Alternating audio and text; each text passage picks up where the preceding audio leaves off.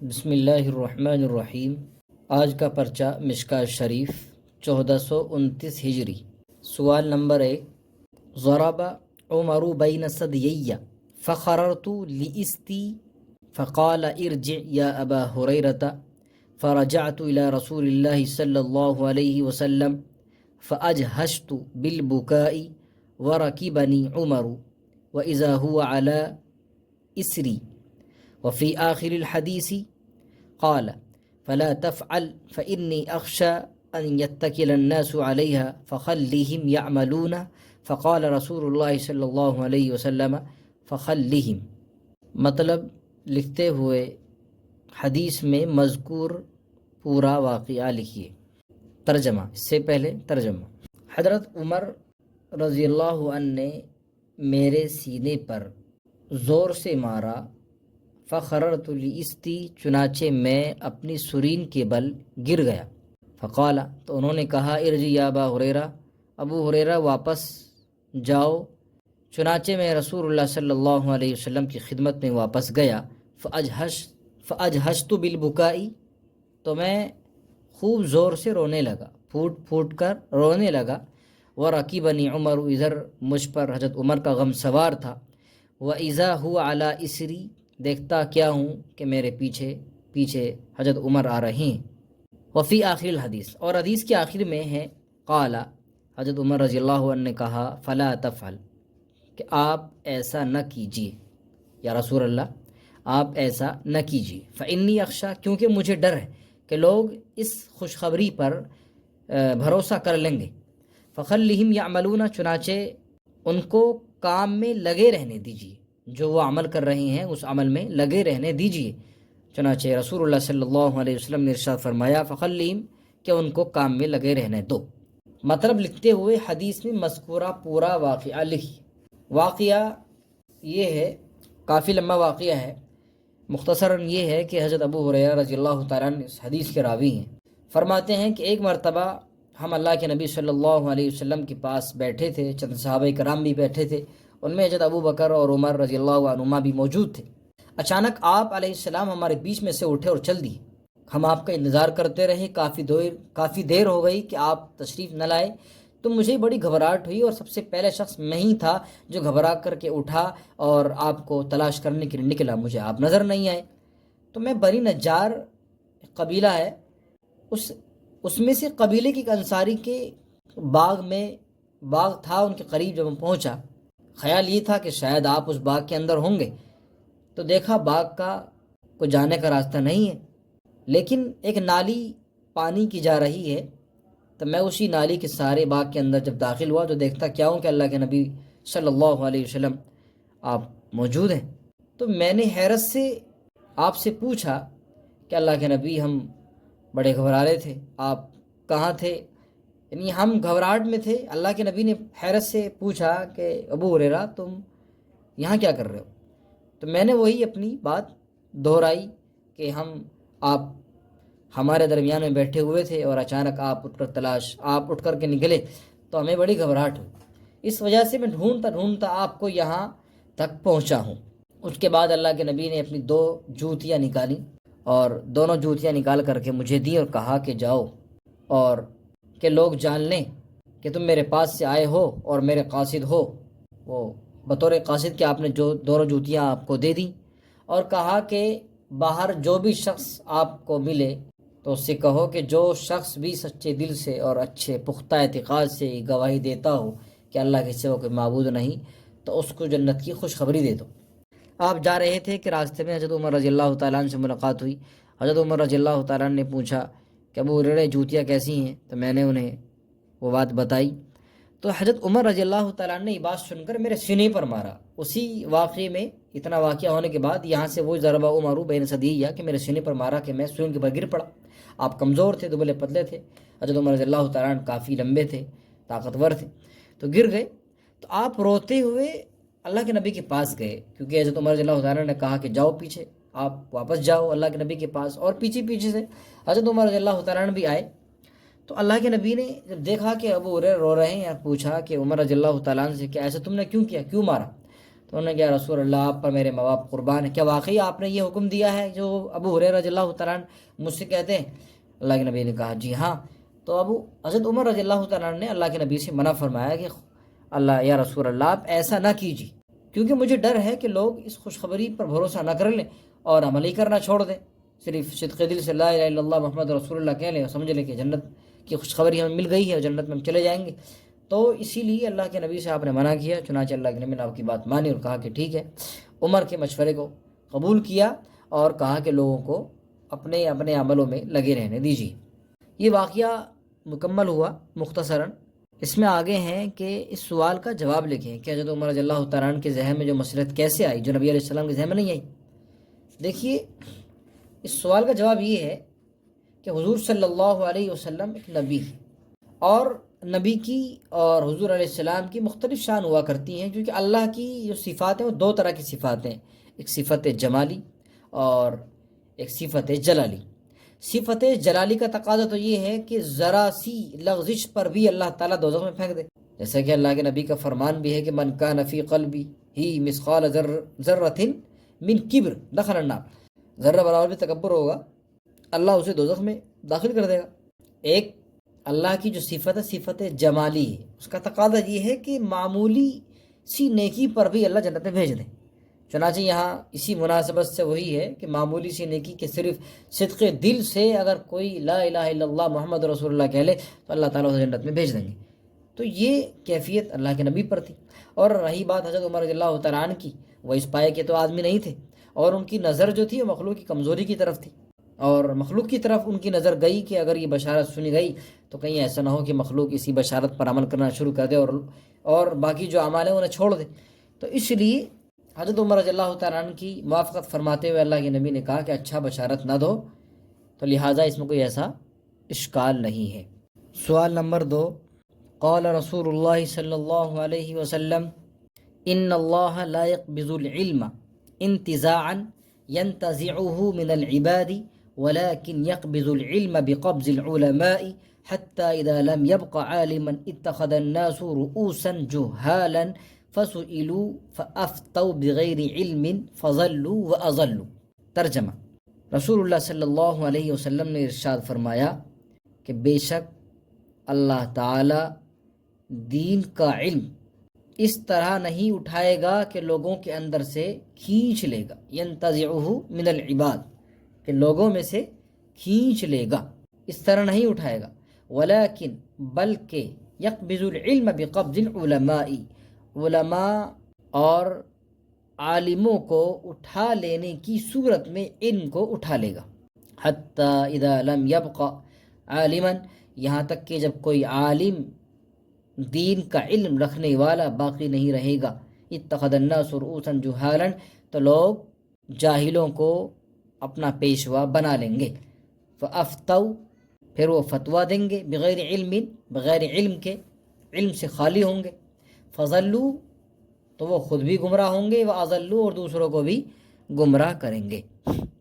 علم کے انتزاع کی جو صورت حدیث میں بیان کی گئی ہے اس کی وضاحت کریں اور بتائیں فتویٰ دینے کے لیے بنیادی شرط کیا ہے، اور غلط فتویٰ دیا جائے تو گناہ کس پر ہوگا۔ دیکھیے علم کے انتزاع کی صورت یعنی علم کے اٹھا لینے کی صورت جو بیان کی گئی ہے اس کی وضاحت کریں۔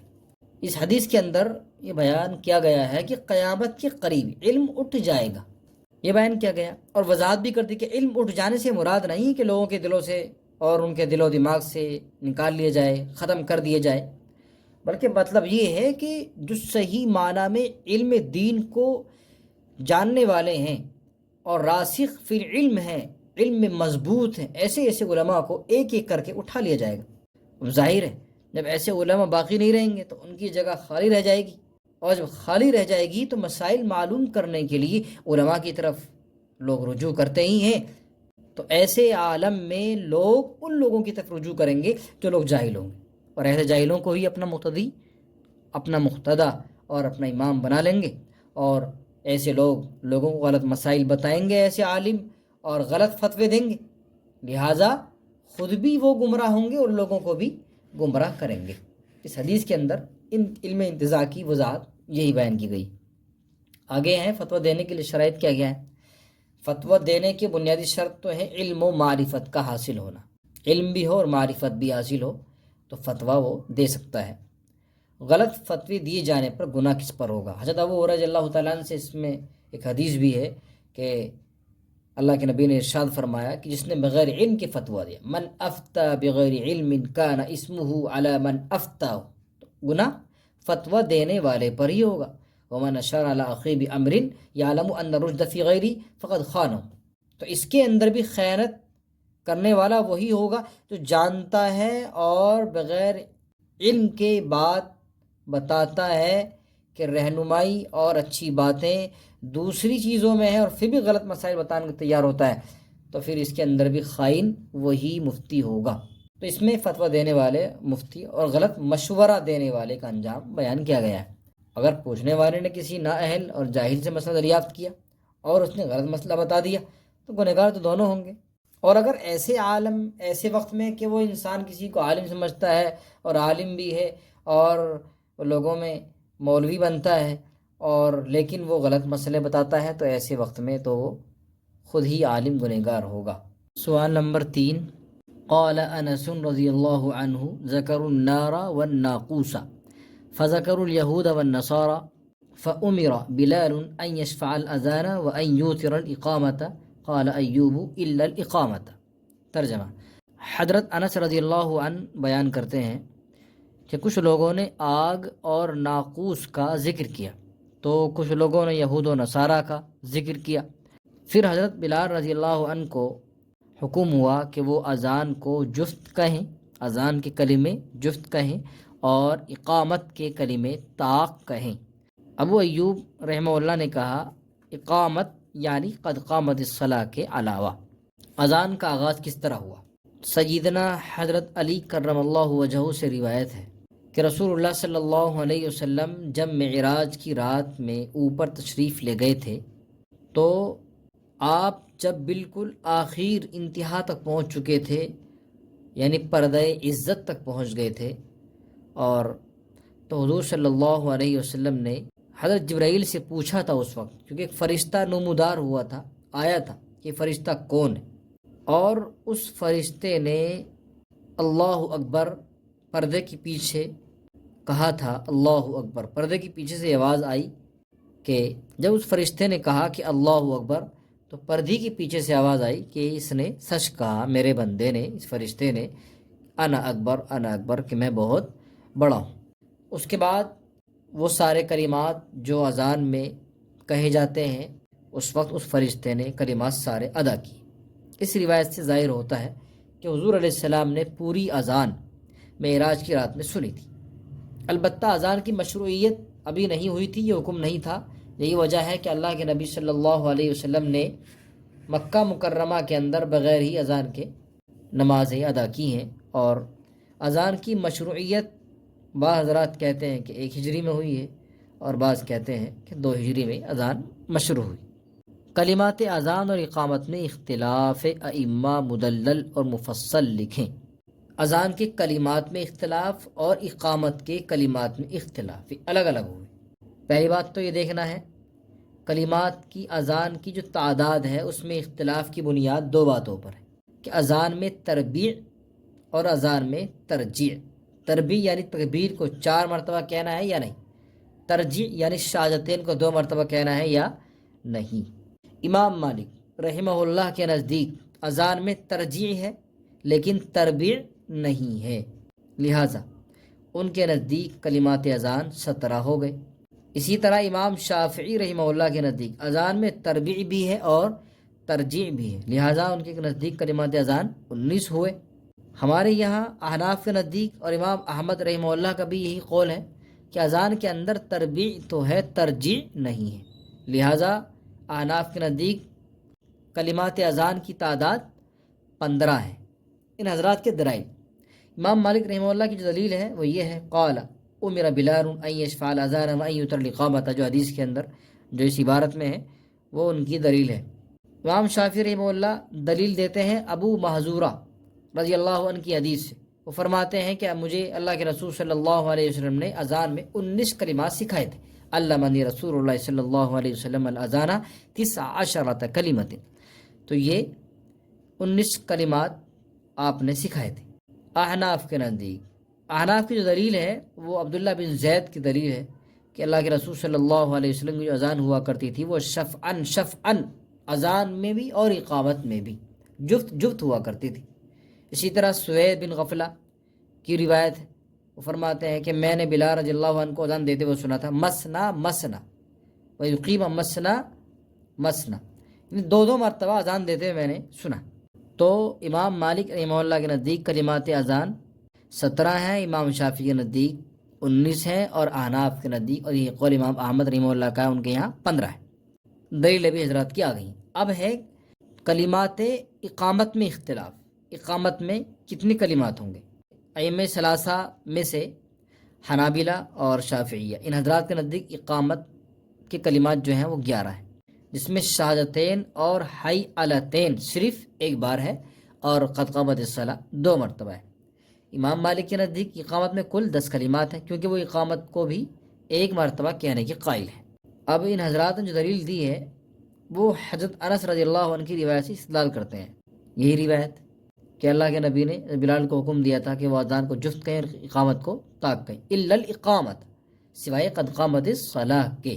اب یہاں جو حدیث سے امام مالک بھی اسی حدیث سے دلیل پیش کرتے ہیں، البتہ وہ الا الاقامت کو استثناء نہیں مانتے۔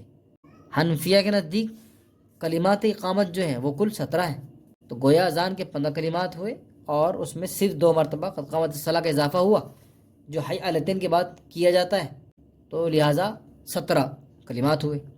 ان حضرات کی دلیل جو ہے وہ عبداللہ بن زید رضی اللہ عنہ کی دلیل ہے، وہی کان اذان رسول اللہ صلی اللہ علیہ وسلم شفعان فی الاذان والاقامت، جن کو یعنی یہی، اور ایک وہ روایت بھی ہے جس میں ان کو خواب کے اندر اذان کے ساتھ ساتھ اقامت بھی سکھائی گئی تھی۔ ائمہ ثلاثہ کا جو جواب ہے ان کی دلیل کا، وہ یہی دیا گیا ہے کہ حدیث کے اندر ان یوتر الاقامت سے، اقامت کے اندر جو بتایا ایتار وطر، یہ لفظی نہیں ہے بلکہ صوتی مراد ہے، یعنی اذان میں مماثلت جو کلمات ہیں ان کو 2 سانس میں کہیں، اور اقامت میں ایک ہی سانس میں کہیں، یعنی وہاں اللہ اکبر اذان کے اندر الگ الگ کر کے کہیں، اور یہاں ایک ہی سانس میں کہتے ہیں اللہ اکبر اللہ اکبر اللہ اکبر اللہ اکبر، اس طریقے سے، یعنی آواز کے اعتبار سے وہاں سانس میں اور یہاں بغیر آواز کے۔ سوال نمبر 4، ان انس رضی اللہ عنہ قال ان رسول اللہ صلی اللہ علیہ وسلم اعتق صفیۃ وتزوجها وجعل عتقها صداقها واولم علیہا بحیث، صداق بھی ہو سکتا ہے اور صداق بھی ہو سکتا ہے۔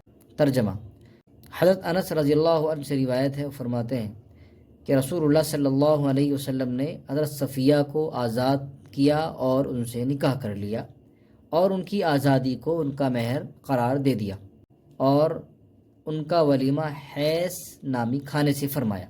وضاحت مطلب لکھیں۔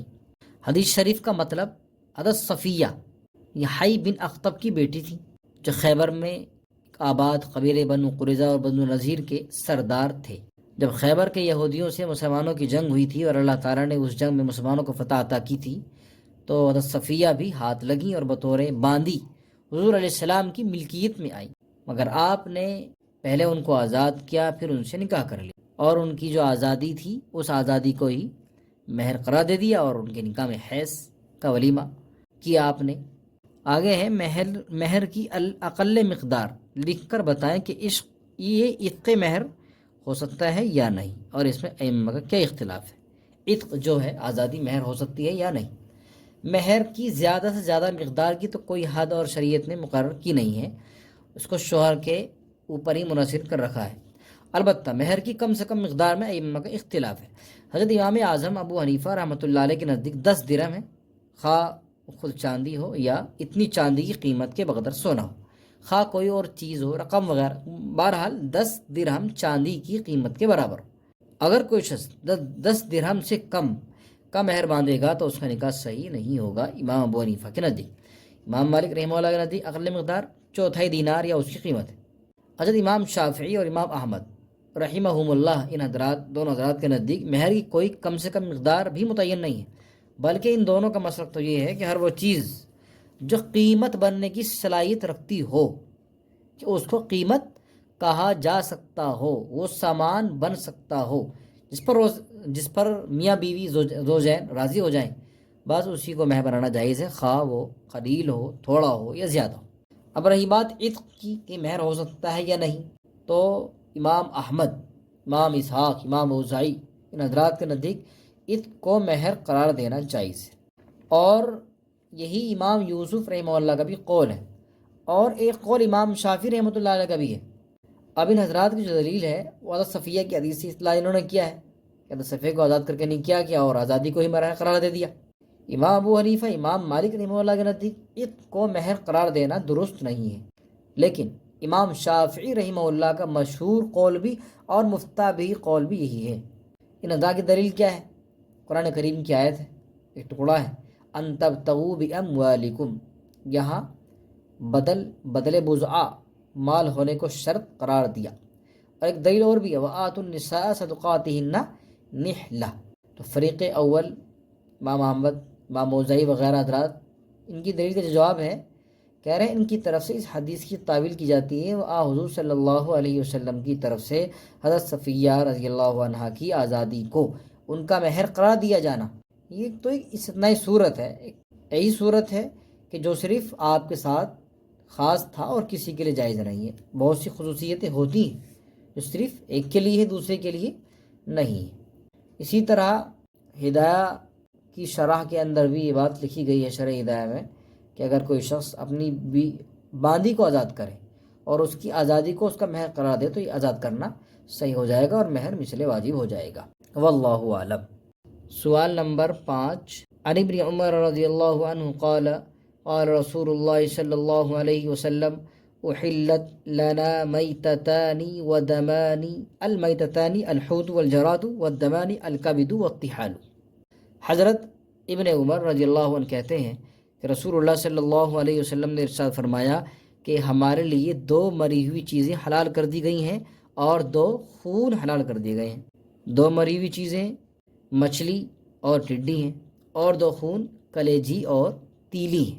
حدیث شریف کا مطلب، وضاحت مطلب لکھیے۔ حدیث شریف کا مطلب تو ترجمے سے بالکل واضح ہو رہا ہے کہ اللہ کے نبی نے ہمارے لیے 2 مری ہوئی چیزیں، یعنی بغیر ذبح کے مری ہوئی جو چیزیں ہیں بغیر ذبح کے حلال ہیں۔ ایک تو مچھلی، ایک ٹڈی ہے، اور دوسرے 2 خون حلال ہیں، کلیجی، دوسرا تلی۔ مچھلی کے علاوہ پانی کے دوسرے جانور کے حلت کے بارے میں فقہا کا اختلاف لکھیے۔ دیکھیے تمام فقہا کا اس بات پر اتفاق ہے کہ مچھلی حلال ہے، لیکن اس کے علاوہ کے بارے میں اختلاف ہے، مچھلی جانور کے علاوہ، کہ سمندر کے کون کون جو پانی کے اندر رہنے والے ہیں، کون کون سے جانور حلال ہیں، کون کون سے حرام ہیں۔ امام مالک رحمہ اللہ کا مسلک تو یہی ہے کہ خنزیر بحری کے سوا تمام پانی میں رہنے والے جانور جائز ہیں، حلال ہیں۔ امام ابو حنیفہ رحمہ اللہ کا مذہب یہ ہے کہ مچھلی کے علاوہ تمام جانور حرام ہیں۔ امام شافعی رحمہ اللہ سے چند اقوال ہیں، ایک تو یہی ہے کہ تمام جانور حرام ہیں مچھلی کے علاوہ، ایک یہ بھی ہے کہ جتنے جانور خشکی میں حلال ہیں اتنی ان کی نظیریں سمندر میں بھی ہیں تو وہ بھی حلال ہیں، یعنی جو خشکی میں حرام وہ سمندر میں حرام، جو خشکی میں حلال جو سمندر میں حلال۔ اسی طرح وہ یہ بھی کہتے ہیں کہ میڈک ہوا، کچھوا ہوا، کتا، یہ بحری اور خنزیر سب حرام۔ خیر، امام شافعی اور امام مالک ان حضرات کی دلیل ہے وہ ہے احل لکم صید البحر وطعام، اس میں لفظ صید عام ہے، اس لیے ہر جانور حلال ہو جائے گا۔ اسی طرح ایک اللہ کے نبی کا فرمان بھی بیان کرتے الحل میتۃ، الفاظ جو ہے ہر میتہ مردار جو ہے اس کی حلت قرار دی گئی ہے۔ حنفیہ کے دلائل، ایک اللہ تعالیٰ کا فرمان ہے وَيُحَرِّمُ عَلَيْهِمُ الْخَبَائِث، اس میں خبائث سے مراد وہ چیزیں جن سے طبیعت گھن کرتی ہے، اچھی نہیں لگتی ہیں، طبیعت اچاٹ ہوتی ہے۔ مچھلی کے علاوہ سمندر کے دوسرے تمام جانوروں سے طبیعت گھن کرتی ہے، لہذا مچھلی کے علاوہ سارے جانوروں کو خبائث مانا گیا اور ان میں داخل کر دیا گیا۔ ایک اور دلیل ہے حرمت علیکم المیتۃ، اس سے معلوم ہوتا ہے کہ ہر میتہ حرام ہے سوائے اس میتہ کے جس کی تخصیص دلیل شرعی سے ثابت ہو، ظاہر سی بات ہے۔ اور ایک دلیل یہ سوالات کے اندر جو سوال میں حدیث آئی ہے عبداللہ بن عمر سے، یہ بھی بنتی ہے کہ 2 مردار چیزیں جائز ہیں اور 2 خون ہیں وہ جائز ہیں۔